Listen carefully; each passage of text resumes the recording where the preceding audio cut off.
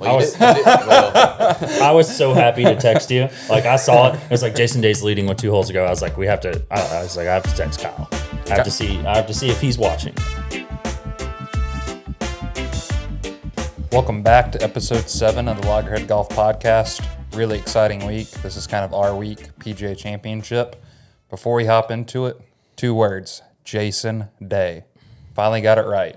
So I was so happy to text you. Like, I saw it. It was like Jason Day's leading with 2 holes to go. I was like, I have to text Kyle.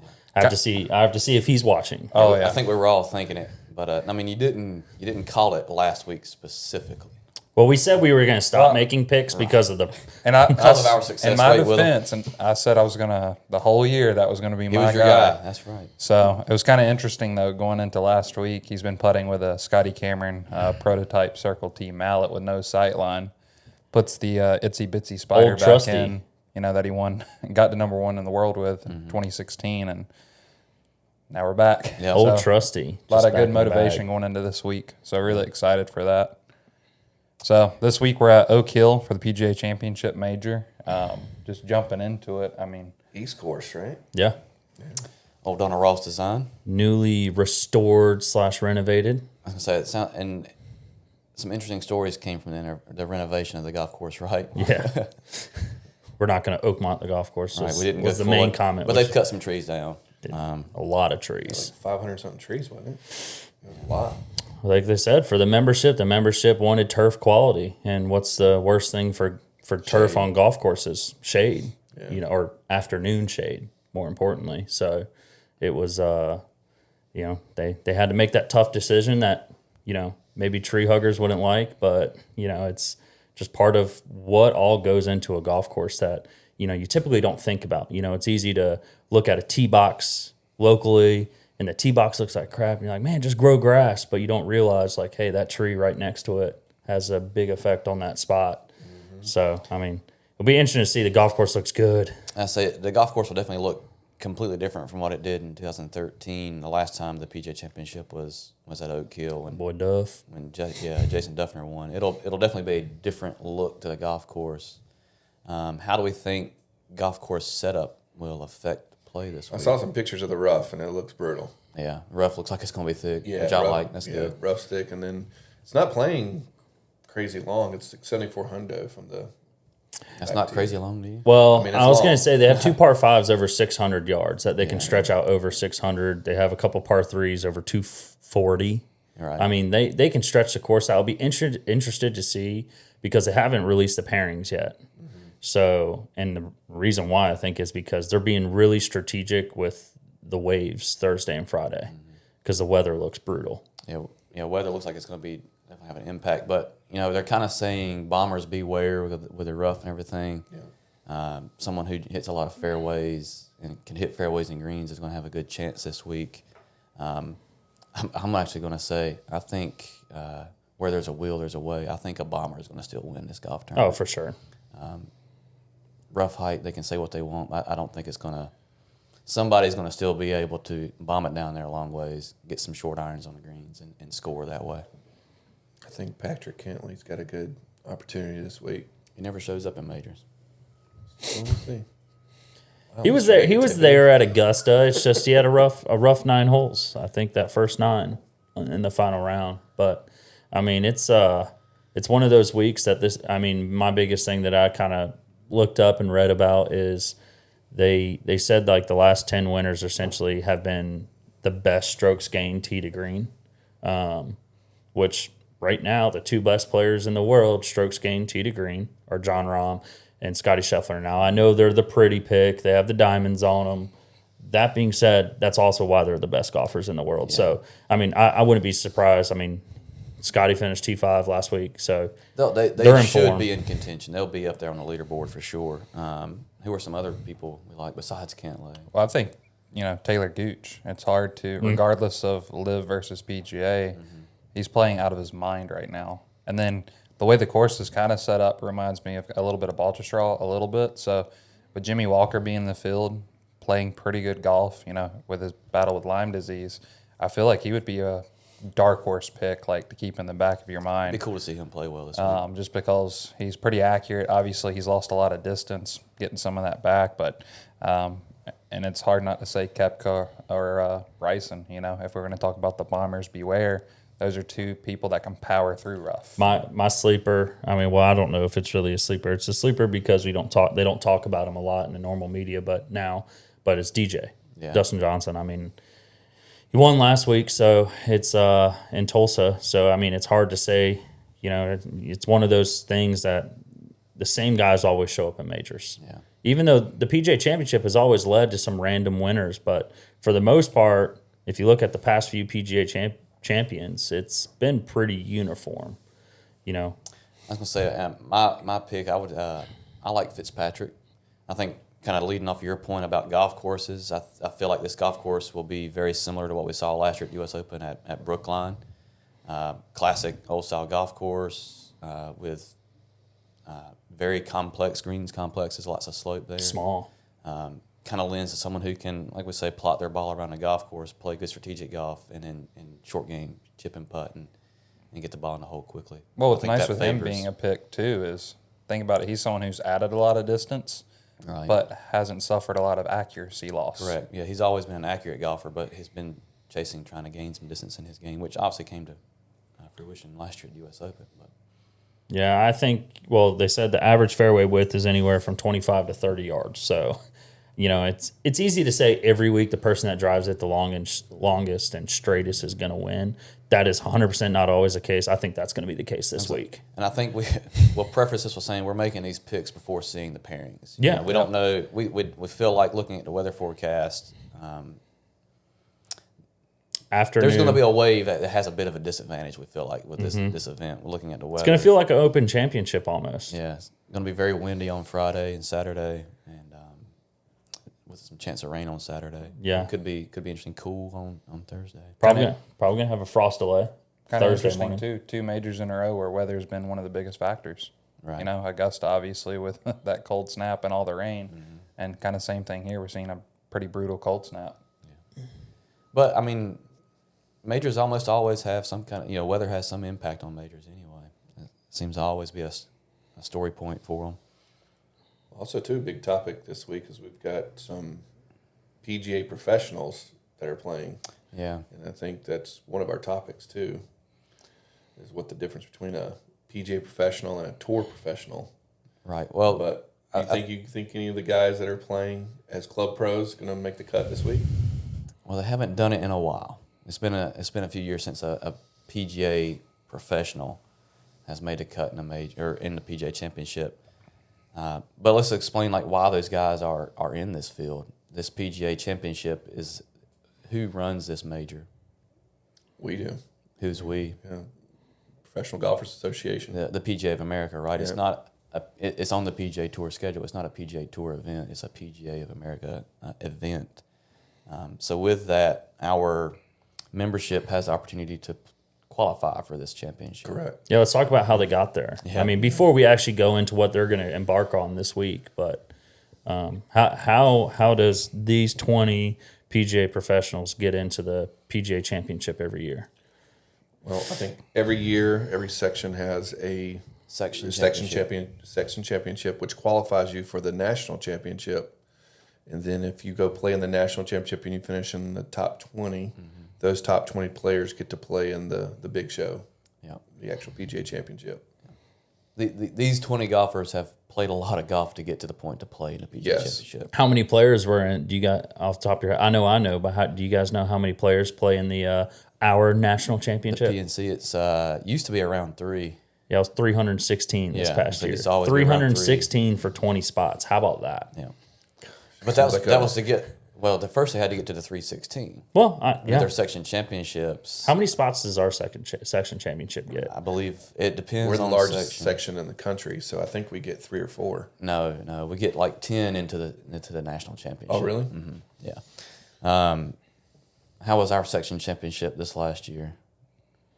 So our section championship last year is what qualified to go to the PNC grandfather? this year. That was grandfather in Linville Ridge. God, that was the most brutal. Brutal golf, right? So we've played some tough, some hard golf. I think there was 3 people that broke 80. it was the hardest conditions. And on the first round. Yeah, on the first round. First round was just absolutely brutal. It wasn't just weather. It was weather. It was course setup. I mean, greens were rolling 13, 14 easily, unputtable downhill. Yeah, windy. I would say Mountain golf. Yeah, the first round we played Grandfather, and I don't know if you know the golf course or not, but Grandfather is a classic old style golf course, kind of like what we'll see this week. Lots and lots of slope on the greens, and then those greens, stimping wise, I would say was unstimpable. Because first off, there was no flat spot to really find how fast they were actually rolling. The speed of the greens was the ball would roll until it got to the bottom of whatever slope it was rolling on, which sometimes could be 40, 50, 60 yards off of the green when it got to that point. But it was fun. I enjoyed that round. It was windy, tough conditions. It was very tough. Yeah. You played well. I played well that You were one of first the ones that round. went sub 80. Yeah, I shot, I'm trying to remember what I shot. 77. 77 that first round. I shot 82. Yeah, honestly, I should have shot 73. I had two swings where I judged the wind wrong and made double bogeys on two Very holes. easy to do there. Yeah, but it was fun. It doesn't get windy in the mountains a lot. So like when I saw the weather, I mean, being that I lived up there for 2 years and played those golf courses quite a bit, and I saw the weather. I mean, you were playing those golf courses in the worst possible conditions, and also, like, I hate to say it, but they don't ever play the greens that fast for their membership. I So know. It was the end of the season. It was end of the season, getting ready to close the doors for the season, and I hate that a lot of courses seem that you have to hold a tournament and make the greens as fast as possible to showcase your course. That's not always the best way about it, but it's a tough style of golf to play, and it's gonna actually resemble a little bit what these guys are gonna be doing this we're gonna week see at the some similar PGA. conditions. Bent grass, thick, wet. I'll just never forget. We came off the golf course and they started the putting contest, and the superintendent was actually on that putting green stimping them, and he said it was unstimpable on the putting green on the downhill, and I'm just like, I had no chance. I say, Yeah. the thing that sticks out in my mind from that first round was on the back nine. Let's see, number 12 is a par 4. The tee shot's down the hill. Green is slightly elevated. It was playing into the wind. I had a 9-iron. Well, yardage wise, it was like a 130-yard shot, and I hit a little chippy 8-iron in there. Is a front left pin. I hit a little chippy 8-iron in there because, number one, I didn't want it to get up into the wind and spin very much, and I wanted to make sure I could land it past the flag. Yeah. Hit this little chippy 8-iron in there, hit it middle of the green, carried just a little bit too much spin on it. Didn't do a good enough job controlling the spin rate there. So it started back down the hill. By the time my ball finished rolling, now granted, I hit the middle of the green. By the time the ball finished rolling, I had a 50-yard pitch shot for my third shot. So it was one of those kind of days where you had to roll with the punches.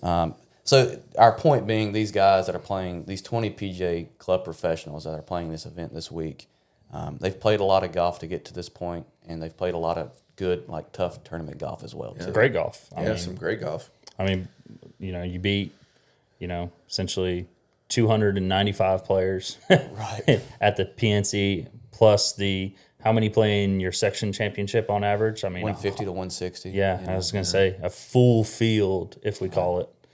It'll be, and that's the biggest thing. I would say I'll give whoever's doing the coverage for the PGA Championship the last few years, they've done a fantastic job highlighting these 20 professionals. Right. Now, give or take on who exactly they're highlighting, I wish they spend the same amount of time on each individual person. Seems like they kind of pick a select few, highlight them pretty deeply, and then just say, "Oh, here's a PGA Pro rolling a putt." Yeah. But I mean, I think, but also it's our job as also members to highlight those professionals.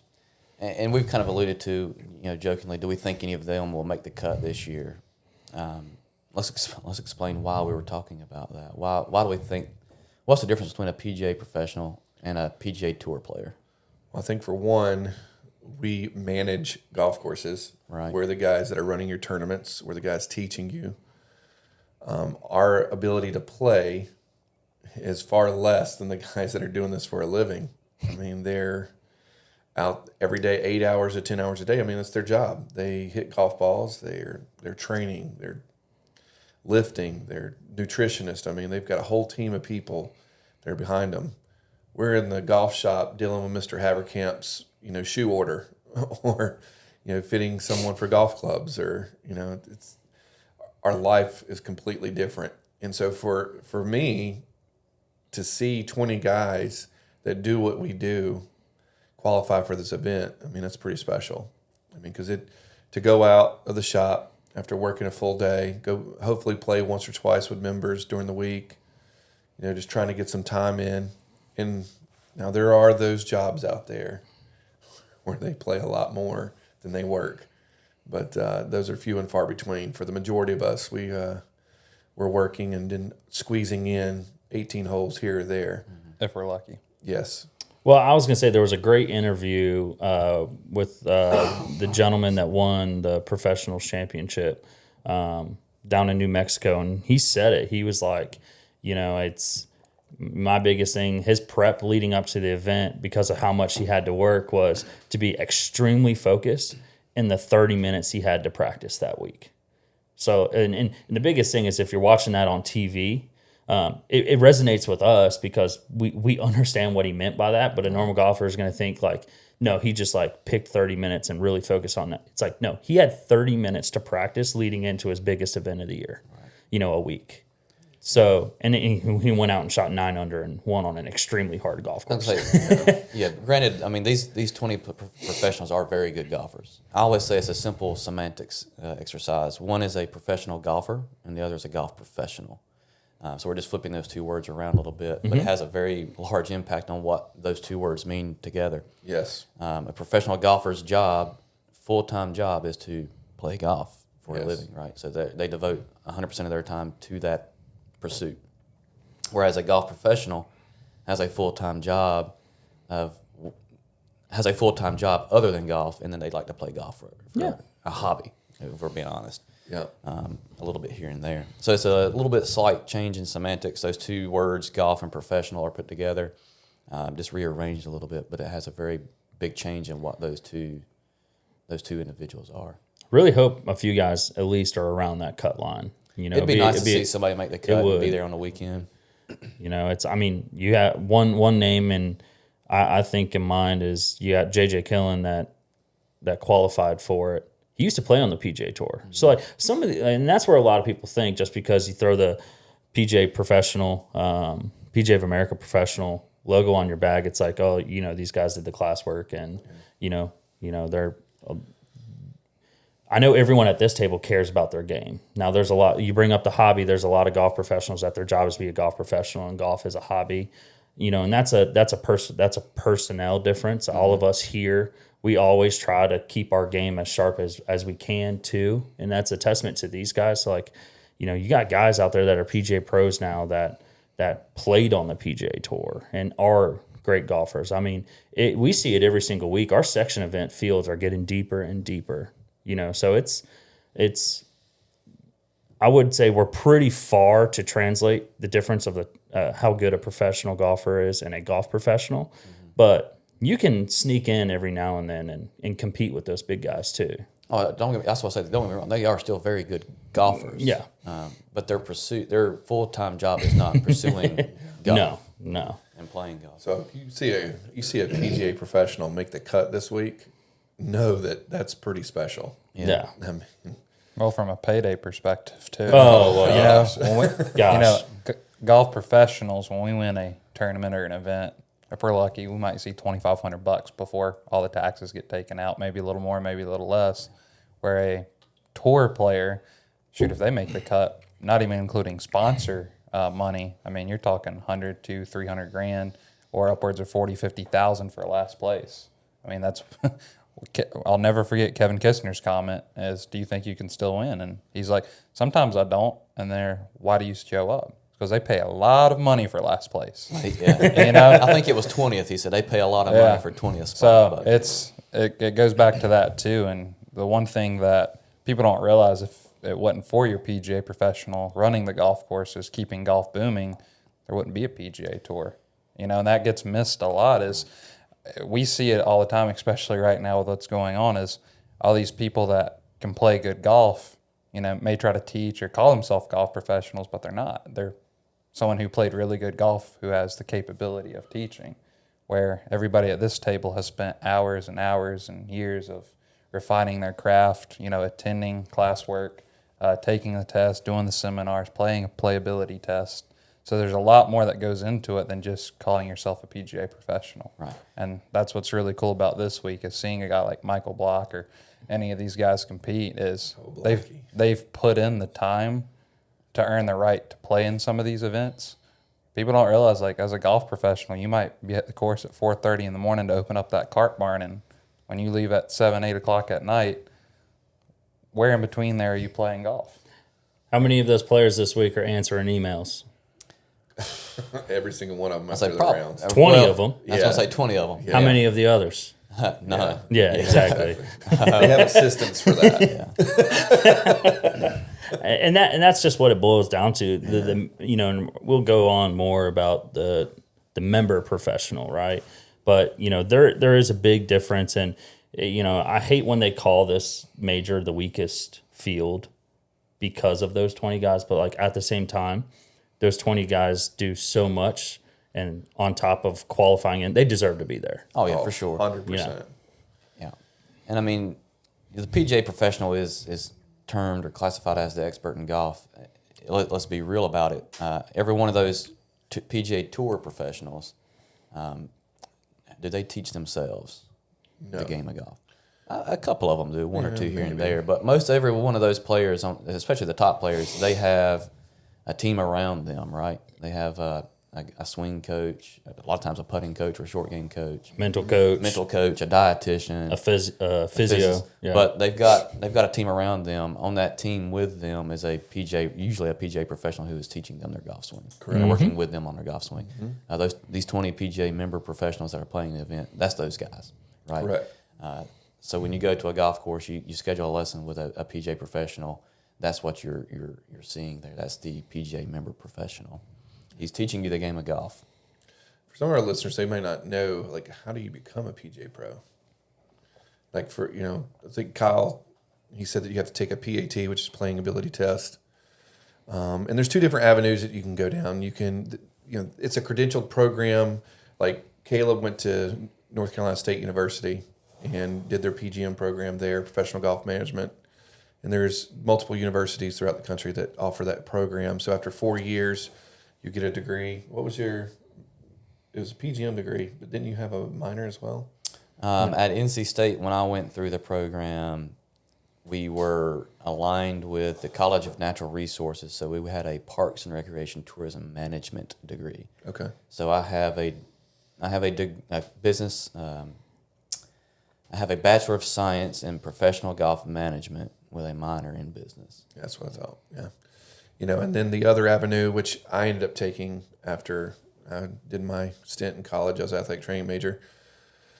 But you can do an apprenticeship program. So working underneath a PGA professional and with a PGA professional at a golf course or at a PGA recognized facility like ours, you can then become a PGA professional that way. And you do your same coursework that they do at the university. It's just a different avenue of doing it.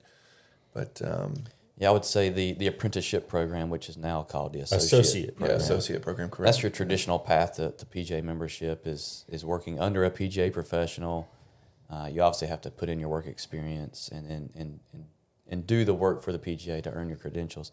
I'd say the path I took going through the universities would probably say is the non-conventional, correct, the non-traditional method now, but is a interesting method that we have available to us for PGA membership. I wish I would have did it your way. I think personally, Same. trying to work a full-time job and then going home to work on coursework and then finding time to shoot videos of your lessons and submit those things to the PGA. It's becomes a true test of work-life balance. But I am so happy and proud that I finally did it, and it has been a labor of love for sure. So it's been 16 or 18 years now, but I wouldn't have it any other way. Yeah. How many PGA professionals are there? There are roughly 30,000. It's Right? closer to 20s. It's like 22,000 members. I thought we had more than that. No, it's a little over 28,000. Yeah. 28,000. So that's 28,000 PGA professionals. We have, I think, 2,500 in Carolina's PGA section, which is the largest section in the country. Yeah, and our section is made up of both South Carolina and North Carolina. And that's the biggest thing. And the nice thing about this is as there are so many golf courses, and I'll just say here in the stateside, mainland United States, you can always have access to a PGA professional. And that's also one of the biggest initiatives of the PGA of America is giving the normal golfer access to your expertise and what it means to be a PGA professional, right? And that's the nice thing. And that's, when you're going to take a lesson or you're just going to talk with, or, and it's super easy to just think as a PGA Pro, that guy that stands behind the counter that checks me into golf. It's like, well, yes, that's part of the job. That doesn't define who the golf professional is. It's one of the hats that person wears. Mm-hmm. Yeah, and that's the biggest thing. So, you can always learn, and you're just going to get a genuine, response to anything that you asked of a PGA professional, right? Sure. That's part of wearing the badge. Yeah, something I struggled with becoming a PGA member and just becoming a golf professional in general is playing with members was always my hiccup. I could play with you guys and play well all day long, but as soon as I teed it up with a member, I felt the pressure that I had to shoot even par because I was the professional. And for some reason that I had to mentally get over that. But, I would say to the memberships out there, be a little easier on your pros that are working those 60 to 80 hour work weeks and trying to squeeze in 18 holes with you and giving you some pointers. It's going to be pretty difficult to go out there straight from the shop, no warm up, no range time, and fire a 68. It's tough. It's asking a lot. The likelihood when you're playing a round of golf with members, likelihood is you haven't touched your golf clubs in a couple of weeks. Yeah. You haven't had any warm up. You're literally running from. You've been setting up the member guest tournament or the member. You're setting something up on Golf Genius.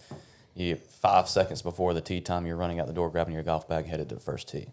I always enjoyed playing golf with members because, for one, it got me out of the golf shop. Absolutely. It got me out on the golf away course. from the computer. Yeah, away from the computer. A good break in the grind, so to speak, for a few hours. Actually, it was kind of the opposite. Playing with members for me was always fun. I realized that, and I think that I had to learn, I had to accept I wasn't going to play or perform the way I expected to because I haven't put any time or work into my golf game. But my job there for those 4 hours was to make my 3 members that I'm playing with have a good time. Right, and have fun with them. So being able to cut loose a little bit, joke around, have a good time with those members, and make their day enjoyable was what was fun for me. So, well, let's speak to our fellow also golf professionals. I've been fortunate to work for some great golf professionals. Still do. But all of us have had mentors. Yeah, mentors. Our career. So and thanks for the plug, Nikki. Yeah.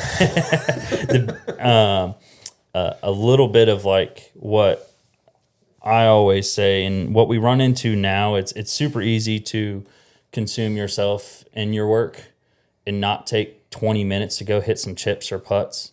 Get out of the shop. Like if you got someone covering, like get out of the shop, go play golf, because a biggest stigmatism as to why a lot of people might not know what a golf professional is, it's because it's super easy to think, I just need to do this one more thing on the computer and stay in my office for another hour. Go show your face. Get out on the putting green, introduce yourself. All my professionals I've worked for, they like forced us to play golf. You essentially had no choice. Now, I worked at some pretty cool places that gave us that opportunity more often, and the membership wanted that. Yeah. But it's also on the professional as well, and that's something to where it's like, take 30 minutes, it doesn't have to be a day, but you typically think, hey, we can have some theme music. PGA website, literally the PGA website just started playing music. Nice. But golf professionals, you need to play golf. Yeah. Right.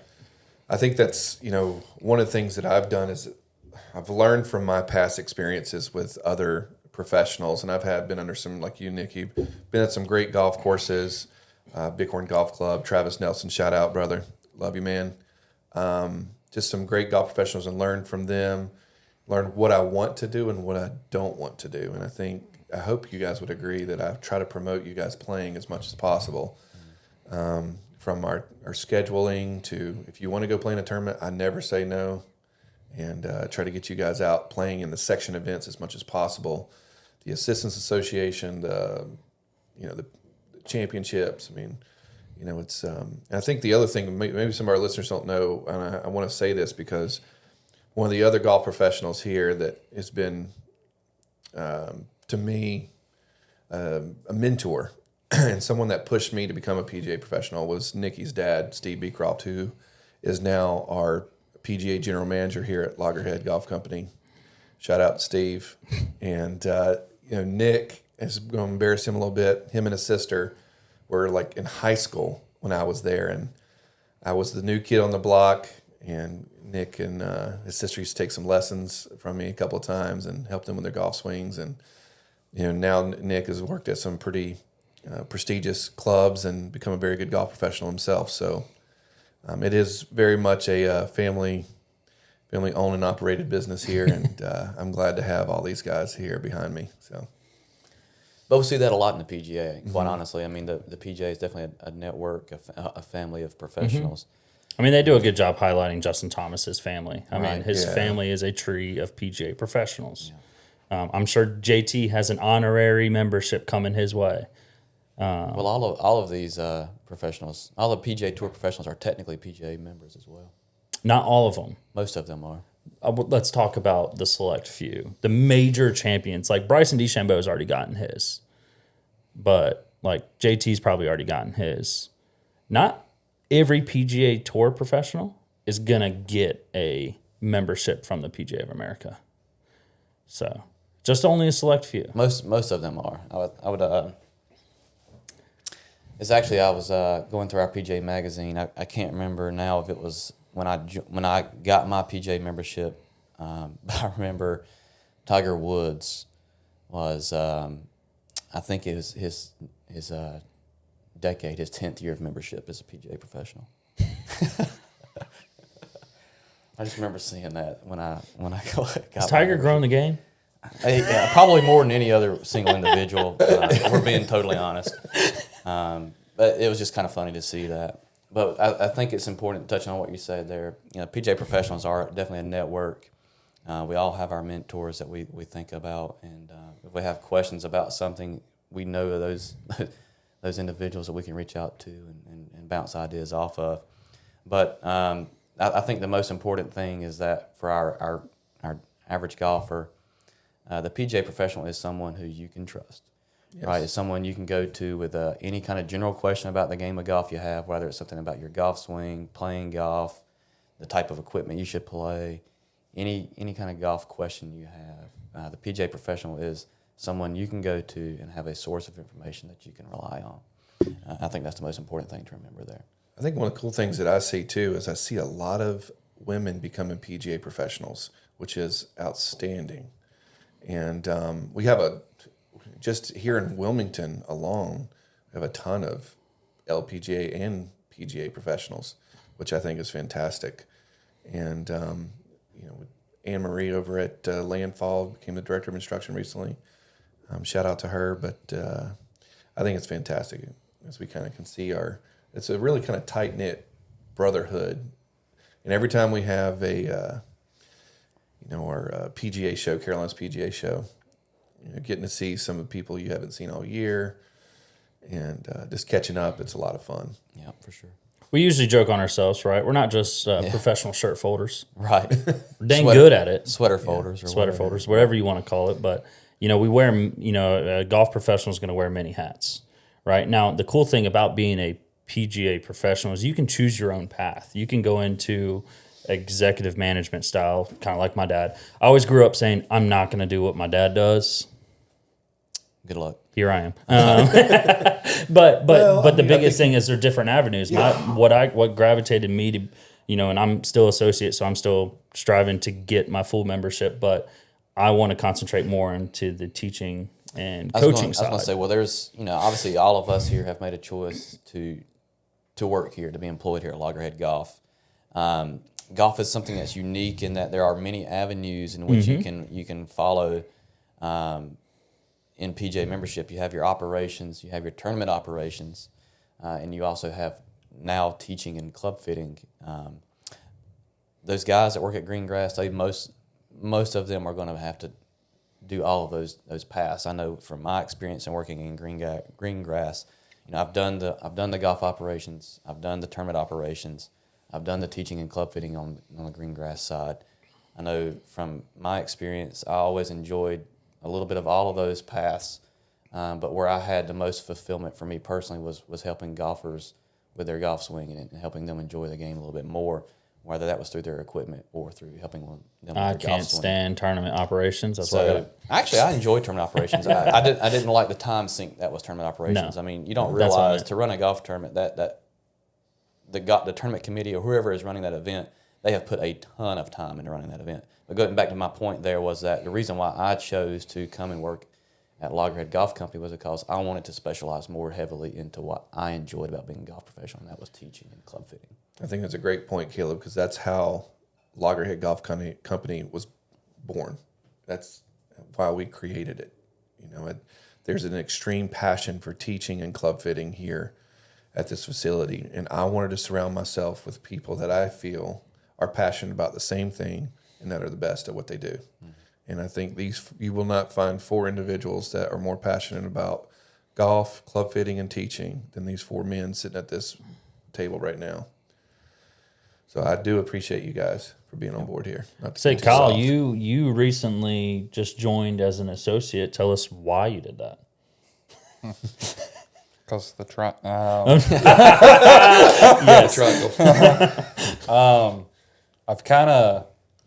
I've been very fortunate. Like, even though I am younger, this is my 15th year doing this. I've already taken my Sandpot lab to level 3. So I believe, I haven't checked the website, but I'm still the youngest certified level 3 instructor they have listed right now. But to advance that, since I kind of got really drawn into putting instruction, I wanted to kind of get that logo. Because it's more than just about the logo itself, the work that it takes to get to the logo. It's what it symbolizes, what it means. Well, yeah. You're an expert in the game of golf. Because, not to toot my own horn, but I religiously live, eat, and breathe fitting all day long. I can almost do it just by sound. But from a teaching aspect, there's a lot of methods out there. So I'll talk about putting. Like, Dave Pels is a great instructor. Brad Faxton is a great instructor. David Orr is a great instructor. Dave Stockton's a great instructor. Those are all singular methods. And then the approach that I want to take with instruction is teaching the golfer, not a method. Because I think they're all great methods, but there's going to be some people that may not like to forward press it like what Stockton teaches, or may not like a lot of rotation like what Faxton teaches. So being able to, putting is the most important thing to me. If you play a good round of golf, it's 60% of your score. It gets the least amount of attention. I believe the national stat is 83% of people have never been fit or taken a putting lesson. So, being able to highlight that's kind of why I wanted to, take this next step and honestly to play golf. Playing some of these tournaments it's nice to have a workload to where I can actually work on my game. Right. Because the one thing, now that I've worked on kind of 3 sides, I've worked on the golf course side, the retail side, and, with the company I used to work for, the professional tour side, this gives me the biggest opportunity to kind of pursue golf itself. So, that's one thing I want to hit on, because we've talked about, working at the golf course, working these 6 to 8 hours is, if you're listening and you have a golf professional, just tell them thank you. I think that's one thing that we don't hear a lot is, just thanks for being here. If we, order something for someone and it's not here in 2 days, we hear about it. We never hear thank you. We work all from time to time. Yeah, but for the most part, we work every holiday. Yeah. We don't take a lot of personal time off. We live at the golf course is the best way to think about it, or in golf, because golf's one of the only sports where you have access to a pro. At any time you can send an email and fire it off and know that that pro is going to read it. So I think that's one thing to all the golf professionals that may see this is thanks for doing what you do on a daily, day-to-day operation standpoint is we've all been there. We've been there at multiple avenues, but just thanks for what you guys and girls do for the game. Because if it wasn't for us, the game wouldn't, especially through COVID with that ginormous boom, we couldn't have done it. Right. So I think that's a pretty big point. Yeah, I guess while we're saying things, I'm going to send a couple more shout-outs. Paul Dietschy, Redlands Country Club. Thank you, brother. Ryan Pryor, Redlands Country Club. Thank you. Also, Mr. Stockton, thank you very much. And Tom Stickney, the third. Thank you, brother. Tom Creevy down in Florida. Thank you, brother. Just trying to... Tony Ogrodnik, appreciate you. Bighorn Golf Club. Michael Block, thank you for always beating me very bad in every TP Classic that we play in together. But no, hope you do well this week, brother. But yeah, that's all I can think of at the top of my head. It's a village. Sure. Yeah. It's a village. It takes a village to raise a golf swing. Yeah, and that's the biggest thing. And I also do think that, because there's a lot of, especially a lot of people look at as a golf professional more on the golf swing and playing side. So if you're taking lessons from a PGA professional, or even if there's a lot of instructors out there that aren't PGA professionals, but if you're taking a lesson from a PGA professional, you know that, this guy has fully focused, like he's dedicated his life to that lesson. They've devoted the time to become certified. Yeah, devoted. Yep. So, and that's ultimately the difference. It wasn't a fallback plan. It wasn't anything like that. That's them. That's what they do for a living, which is ultimately, that should speak volumes. For sure. Over I others. agree sure. with that. Yeah, 100%. Absolutely. Awesome. Well, any last thoughts, maybe picks we thought of today, or we're going to stick with our original picks from the start? I like Fitzpatrick. You like Fitzpatrick? I don't know, man. It's just, I hope it's a great week. Yeah. Like this tournament has been so good. I wish it was in August, but It's going to be a great golf course. I think a lot of great golf's going to be played. And the best of luck to the 20 PGA member professionals playing the event this week. Awesome. Well, thanks for listening. If you haven't already, click the subscribe button, turn on push the bell notifications, and tune in next week for the new episode. Thanks. Thank you. cool.